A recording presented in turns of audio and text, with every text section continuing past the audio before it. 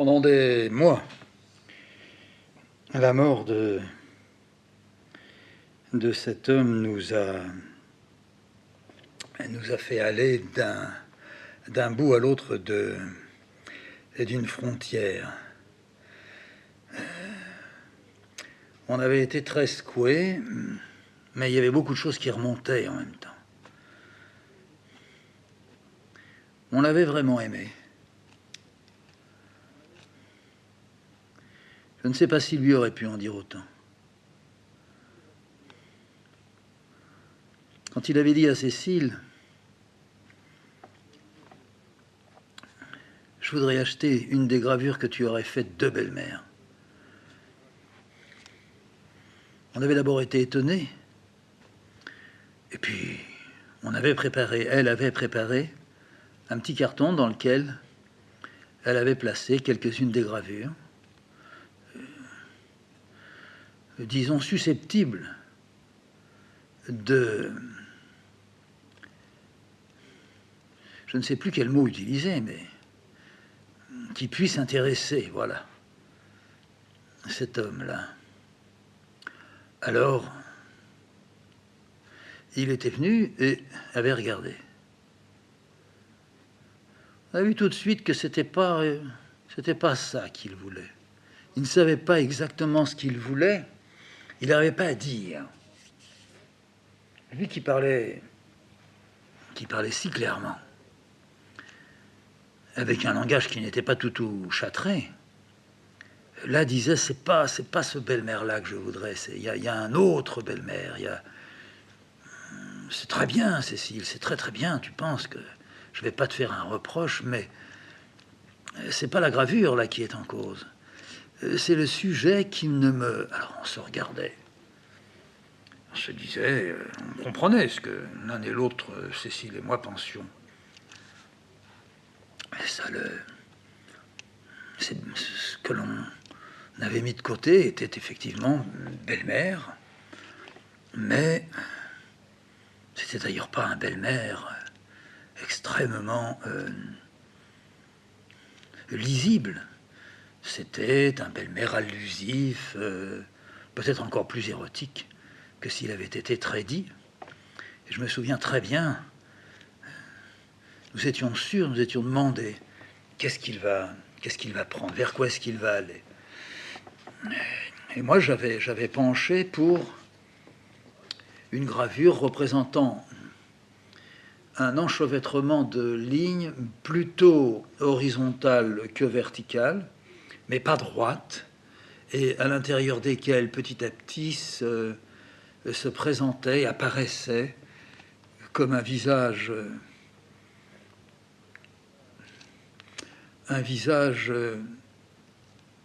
pas décomposé, mais un visage en route vers la mort, une sorte d'autoportrait de belle-mère. On pourrait dire même une gravure, donc un dessin. Il avait été fait par Cécile à partir d'un dessin de belle-mère. Une gravure presque pure. Il fallait bien regarder pour voir apparaître l'œil de belle-mère, un peu une partie du profil de belle-mère, avec ce front assez large et haut, et puis un nez qui disparaissait dans les lignes horizontales, la bouche à peine signalée, très suggestive, très sous-entendant beaucoup, pas grimaçante, mais une sorte de petite lippe, et puis le menton. Ça, c'était celle que je croyais que notre ami choisirait. Non, apparemment, il l'avait déjà foutu sur le côté. Il y en avait une autre, qui était la chaussure de belle-mère, d'un format très petit. Une chaussure où les bourrelets de la chair étaient les bourrelets du derrière d'une femme, où dans le talon se lisait la verge d'un homme, où dans les boutons de la bottine se lisait toute une série d'attouchements et où médicalement, on peut dire, le clitoris était très visible. Non plus. Puis la troisième, avec des briques, un peu la voûte d'un métro, un cube transparent plein de corps de femmes compressés. Il est resté longtemps à le regarder. Il ne l'a pas mis dans le même tas que les autres. Il n'était pas sûr qu'il n'irait pas vers celle-là. Mais il se réservait. Il y en eut encore une. C'était une tête représentant Onika, avec une sorte d'apparition d'un œil à l'emplacement de l'extérieur du sexe de la femme, la fente. Œil plus ou moins crevé, plissé. Extraordinaire gravure. Celui-là alla rejoindre le tas des refusés. Il dit à Cécile, « Tu en as d'autres. Elles sont très bien, mais je voudrais en voir d'autres. » Alors nous sommes allés tous les deux, Cécile et moi, vers un autre carton. Et là, nous tournions, et nous ne trouvions pas vraiment. Nous pouvions venir avec une poignée de gravures, lui dire, ben voilà, il y a ça, regarde. Et puis il s'est approché de nous. Il a dit, mais je pourrais regarder avec vous. C'est pas la peine de les sortir toutes comme ça. Et ensemble, on regardait, petit trio plongé dans les cartons de Cécile. Apparemment, il ne sortait aucune des gravures. Il n'en retenait aucune. Cécile lui avait dit, s'il y en a une, tu la sors, tu la mets là sur le meuble, et puis on verra après. Non, c'était toujours non. Non, pas ça. Non, c'est pas ça, mais je suis sûr que tu en as une. On est resté plus d'une heure à fouiller. Enfin, il fallait bien que ça arrive. La gravure est arrivée. Il ne l'avait jamais vue. Oh, c'est, la voilà. Je savais, je te l'avais dit. Regardez Cécile, il plissait les yeux. Tu vois que quand je pense, quand j'ai le nez. Sors-moi là. Oh, c'est celle-là. De toute façon, c'est celle-là. Et celle-là, c'était 3 colonnes descendant d'un plafond qui n'était pas visible, appuyé sur un sol. À ces colonnes étaient agglutinés, soudés des corps. Mais dans la première colonne, sur la première colonne, était un corps de femme, véritablement de pute, avec des reins et un cul exagérément tendus. La raie était noire, les jambes étaient comme si le corps avait voulu monter ou venait de descendre d'une perche, s'étant frotté la poitrine, le sexe contre. Le corps portait des souliers, ne touchait pas encore le sol. On ne voyait pas la tête, on ne voyait que les bras et les jambes qui étreignaient la colonne, et surtout ce dos et cet immense derrière. Et à côté, il y avait une femme debout, chaussures en bottines, un masque sur les yeux, un fouet à la main, et qui donnait vraisemblablement des coups de fouet aux lanières plombées à l'intérieur de la raie du cul. Et au pied de cette femme était un seau hygiénique. Oh, ça, il l'a pris à pleine main. Il marchait en bas. C'était au rez-de-chaussée, près de la cuisine. Ça, c'est absolument renversant. Mais c'est ça que je veux. Tu vois. Je regardais Cécile. Lui, il marchait. Il était totalement excité. Il avait les yeux, mais en feu. Il passait sa langue. Il n'était plus, ou il était beaucoup plus. Il n'était plus, en tous les cas, cet homme qui m'avait dit un jour, il faut que je te dise, je n'ai jamais bandé. Il bandait d'ailleurs. Il était devenu à la fois épouvantable de rougeur et de force. Mais il avait ce regard, je dirais ce regard pendant, ce regard qui tombait, cette sorte de fatigue qui allait vraisemblablement le prendre dans sa voiture et faire que il était comme un homme usé, blessé.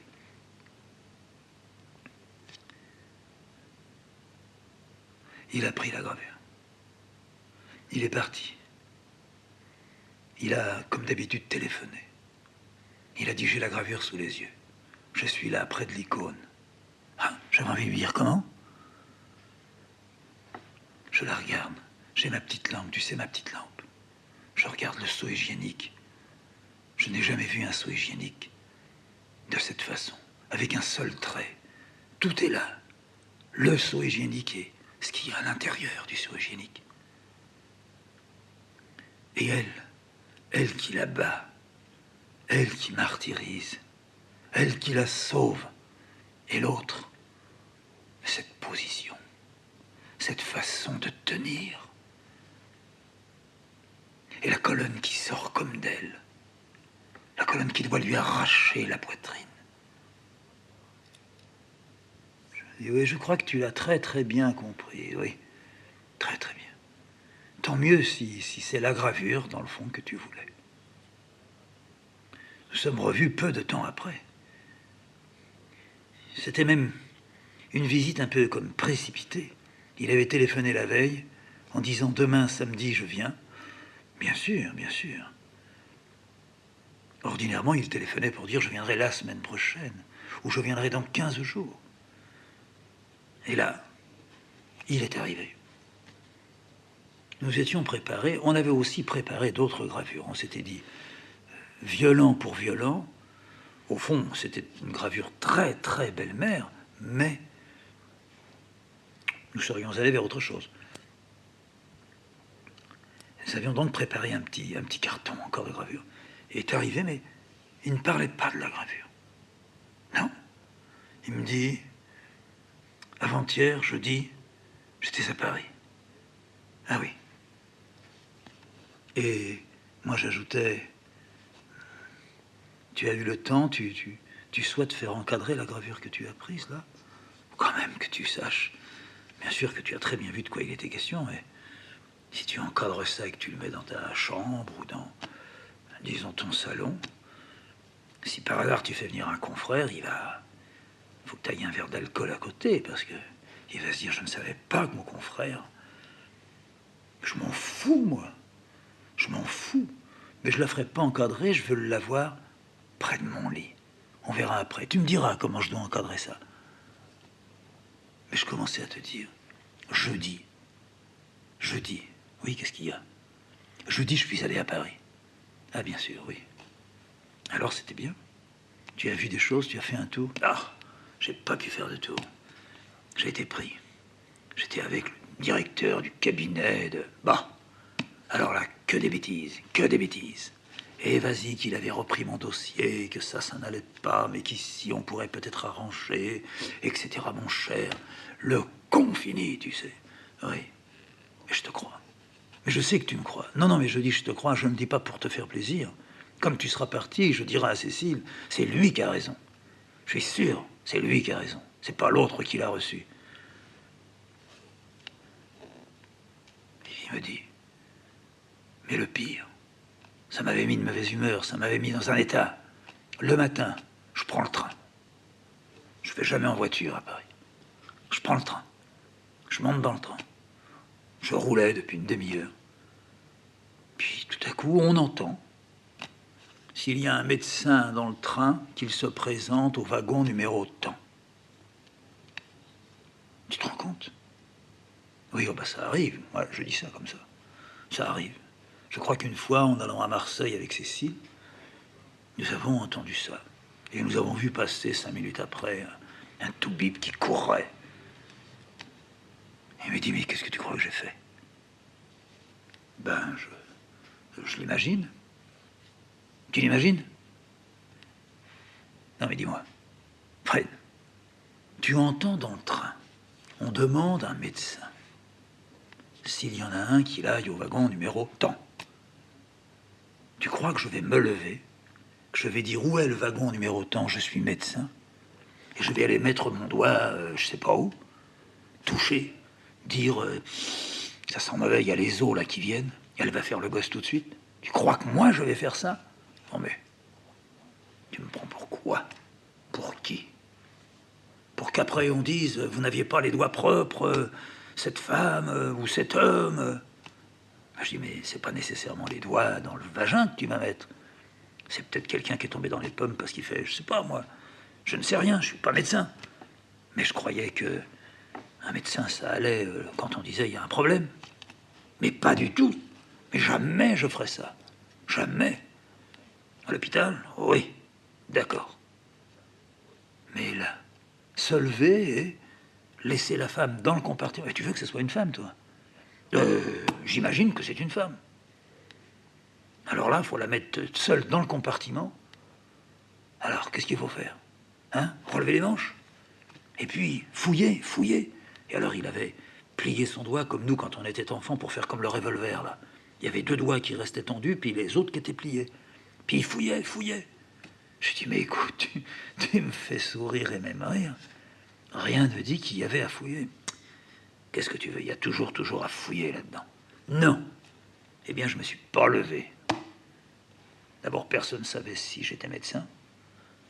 Je guettais un peu, je me disais, il y en a bien un qui va passer. Ça m'étonnerait qu'il n'y en ait pas un, va. Je ne sais même plus s'il y en a un qui est passé. Je me suis tourné de l'autre côté, j'ai regardé dehors. J'ai dit, allez, vivement qu'on arrive à Paris. Surtout, ne te mêle pas de ça. Oh!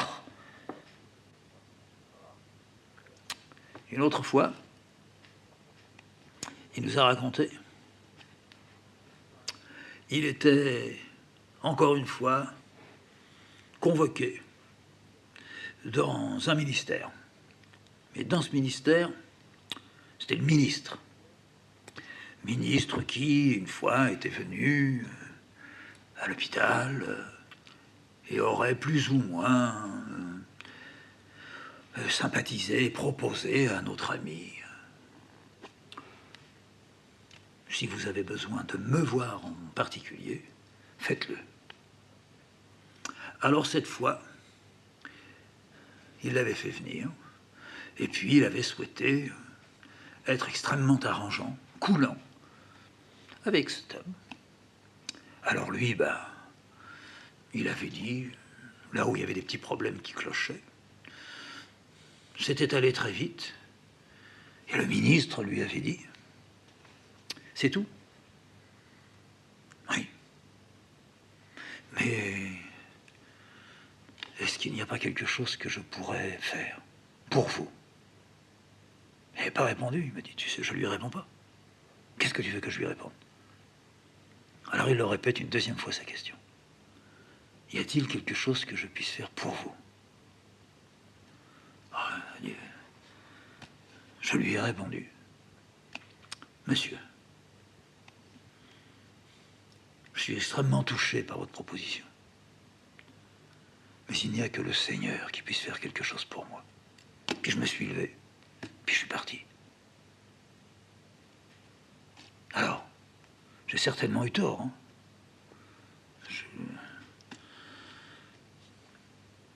Une autre fois, il a besoin encore de dire autre chose. Il nous explique.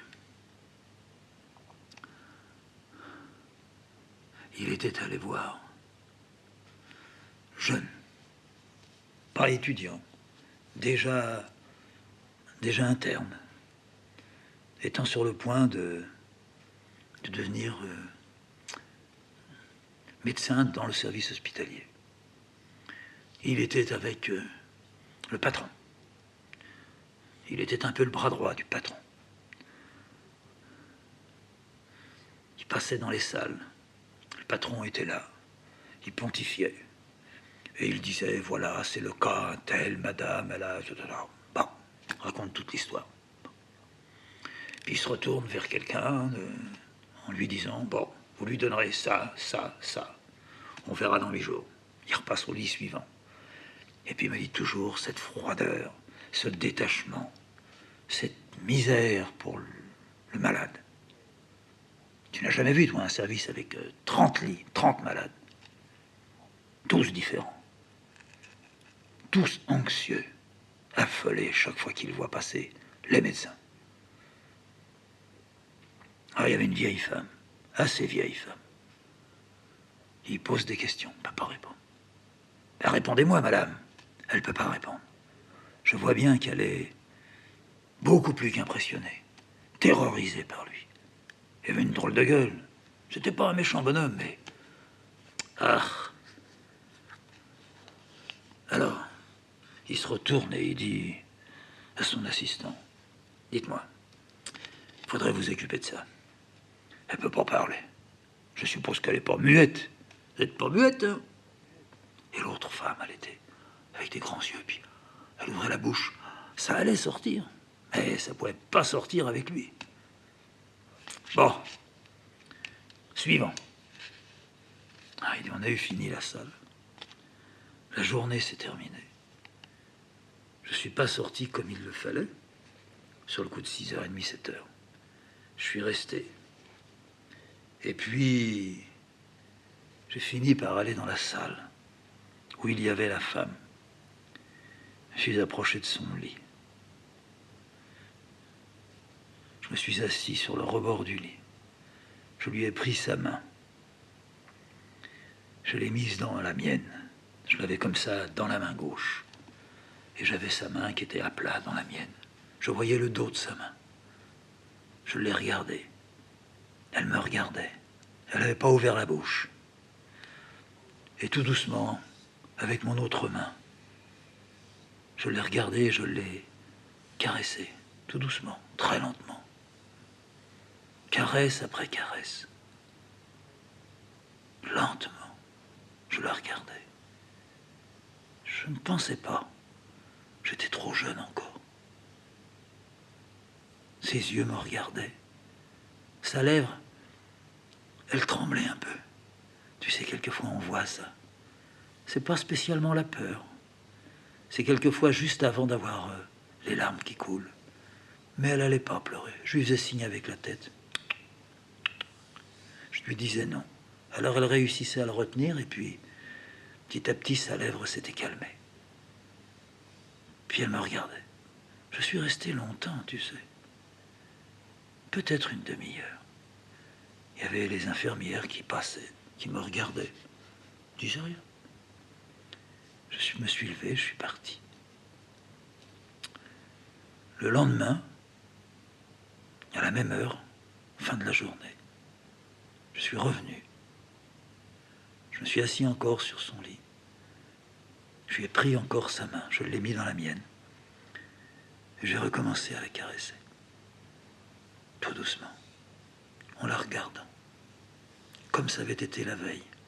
Et comme je la connaissais un peu plus, sa lèvre tremblait peut-être un peu moins. Tu vois. Je suis resté aussi longtemps que la veille. Je continuais à caresser tout doucement. Tout doucement. Le dessus de cette main. Un peu ridée, tu vois. Mais brillante. Elle ne travaillait plus. Alors la peau avait repris une couleur naturelle, de son âge, plissée. Je me suis levé, puis je me suis écarté. Puis le lendemain, je suis revenu le soir. Puis j'ai vu l'infirmière. Elle me dit, vous allez voir la femme là-bas. Je lui dis, voilà, je vous ai vu hier. Oui. Et puis aussi avant-hier. Oui. Vous savez quoi? Il semblerait qu'elle souffre un peu moins. Mais le professeur n'a rien donné pour elle. On lui donne seulement à manger. Elle ne peut pas se lever. On la nettoie, on la tient propre. Il n'y a qu'une chose qui bouge, c'est la température. Elle avait de fortes températures il y a encore une semaine. Et là, la température descend. Peut-être que c'est bien. J'ai rien dit. Je suis allé au lit. Elle était là. Je lui ai pris la main. Puis j'ai recommencé. Puis au bout d'une demi-heure, je me suis levé. Puis je suis parti. Puis le lendemain, j'ai encore fait ça. Puis le surlendemain, j'ai encore fait ça. Quand je suis venu le surlendemain, elle a tourné la tête vers moi. Elle m'a fait un petit signe de la tête. Et elle a approché sa main. Je lui ai fait un signe aussi, moi, de ma tête. Et j'ai caressé encore, à nouveau, doucement. Au bout d'une demi-heure, je suis parti. Le lendemain, c'était un vendredi. Je savais que le samedi, il y aurait la visite générale. Je suis revenu le vendredi. Elle était assise un petit peu plus haute que la veille. Et les infirmières l'avaient coiffée. Sa lèvre ne trempait plus du tout. Elle m'a fait un petit sourire. Puis en même temps, bouger la tête. Bonjour. Elle m'a donné la main et mis sa main dans la mienne.